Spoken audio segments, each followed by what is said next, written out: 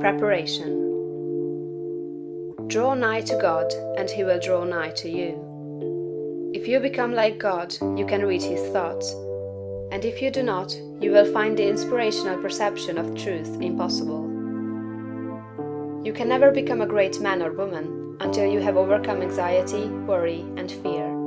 It is impossible for an anxious man, a worried one, or a fearful one to perceive truth. All things are distorted and thrown out of their proper relations by such mental states, and those who are in them cannot read the thoughts of God.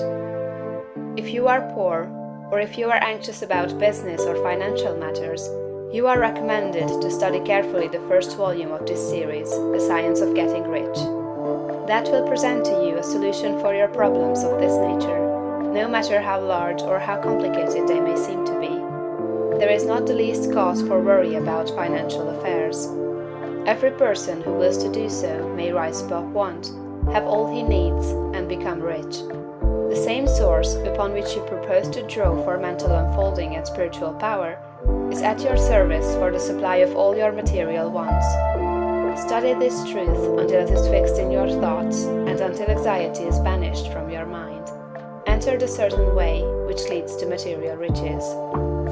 Again, if you are anxious or worried about your health, realize it is possible for you to attain perfect health so that you may have strength sufficient for all that you wish to do and more. That intelligence that stands ready to give you wealth and mental and spiritual power will rejoice to give you health also. Perfect health is yours for the asking, if you will only obey the simple laws of life and live aright. Conquer ill health and cast out fear. But it is not enough to rise above financial and physical anxiety and worry. You must rise above moral evil-doing as well. Sound your inner consciousness now for the motives that actuate you and make sure they are right. You must cast out lust and cease to be ruled by appetite, and you must begin to govern appetite. You must eat only to satisfy hunger, never for gluttonous pleasure, and in all things you must make the flesh obey the spirit. You must lay aside greed. Have no unworthy motive in your desire to become rich and powerful. It is legitimate and right to desire riches, if you want them for the sake of the soul, but not if you desire them for the lusts of the flesh. Cast out pride and vanity. Have no thought of trying to rule over others, or of outdoing them. This is a vital point. There is no temptation so insidious as the selfish desire to rule over others. Nothing so appeals to the average man or woman as to sit in the uppermost places at feasts, to be respectfully saluted in the marketplace, and to be called Rabbi, Master. To exercise some sort of control over others is the secret motive of every selfish person. The struggle for power over others is the battle of the competitive world, and you must rise above that world and its motives and aspirations, and seek only for life. Cast out envy.